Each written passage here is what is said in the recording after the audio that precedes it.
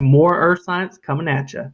This is Norris Teaches Science with me, Mr. Norris, another Earth Science video. We're still talking about the lithosphere.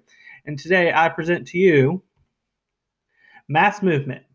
So by end of this video, I can explain the cause of mass movement and classify the different types of mass movements that are out there. So you talk about mass movement. What is mass movement? Mass movement is the transfer of rock and soil downslope. Reason why?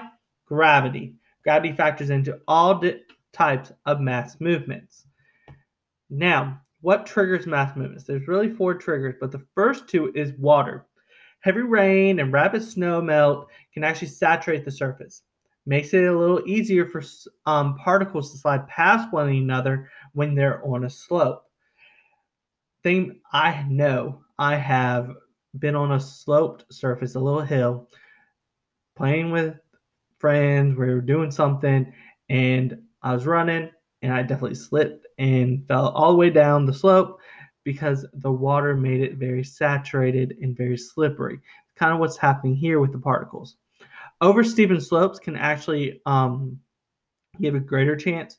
Think about if you're on a flat surface, you're not really moving, but if you're really steep slope, you could roll a ball all the way down.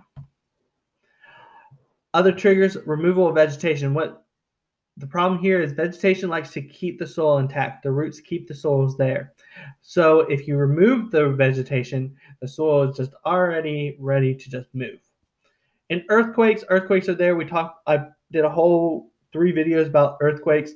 The vibration will loosen or dislodge all the rocks and materials that can then go down the slope. Now, how do we classify mass movement? We classify it based off 3 factors: the kind of material that is being moved, how the material moves, and the speed at which the material moves.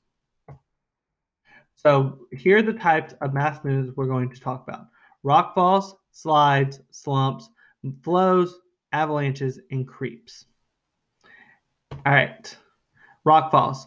This is when rock or rock fragments fall freely through the air. When I was a kid, my cousin had just graduated from high school. She was moving into her dorm at college. Her college was in a mountainous area, and so we had to drive through the mountains, and I saw plenty of signs that said danger, rock falls. All right, and so they happen. You can see right here a road that had a rock fall block on it, so the road is blocked, so you can't get through until it's freed up. Slides are when a blocking material moves suddenly along a flat inclined surface. It has to be a flat surface for a slide. Rock slides involve a portion of the bedrock, while landslides are loose soil, rocks, and debris. Remember, earthquakes can cause landslides, but that is a landslide.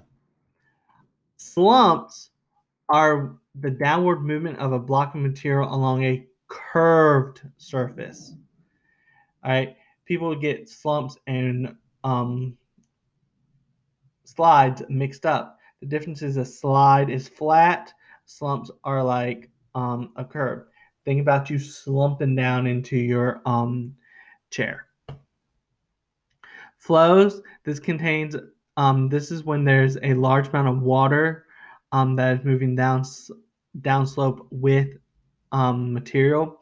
Mud flows consist of mud and water, while earth flows are like clay-rich sediments. You also have avalanches. These are extremely rapid movement of material. Either you can have like earthy materials, or it can be like snow. Most people think of avalanches with snows. And the last type is called a creep. Creeps are really slow. They're one of the slowest moving mass movements out there. They are downward movements. They're only noticeable over a long period of time. You can notice them with fence posts or like tombstones. We can notice them with them. Usually tombstones are straight up and down, but in a slump, you can kind of see them kind of toppling over. You can even see it in this tree here about a slump. The tree wants to grow straight, but there's a slump, so it's curving the tree a little bit.